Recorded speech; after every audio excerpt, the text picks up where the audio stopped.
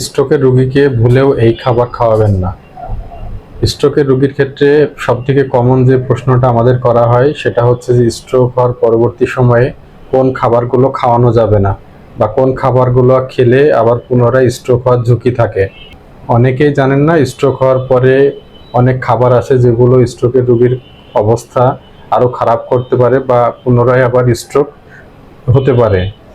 এখন আপনাদের জানাবো স্ট্রোক রোগীদের কোন খাবারগুলো এড়িয়ে চলতে হবে।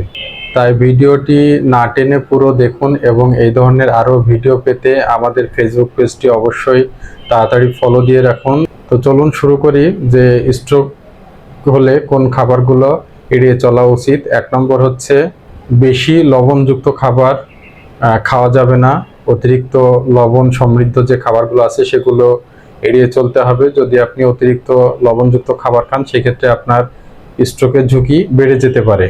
2 নম্বর হচ্ছে অতিরিক্ত তেল চর্বিযুক্ত খাবার আপনাদের এড়িয়ে চলতে হবে।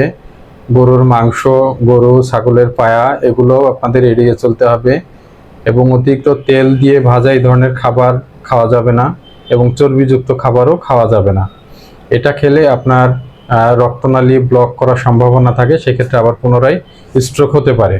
3 নম্বর বেশি মিষ্টি এবং চিনিযুক্ত খাবার খাওয়া যাবে না। এটা আপনার শরীরের ডায়াবেটিক্সে হতে পারে এবং শরীরের ওজন বেড়ে যেতে পারে, যেগুলোর ক্ষেত্রে ম্যাক্সিমাম আপনার স্ট্রোকের ঝুঁকি বৃদ্ধি করে। 4 নম্বর ধূমপান এবং অ্যালকোহল, যেগুলো স্ট্রোকের রোগীর সবথেকে বড় শত্রু।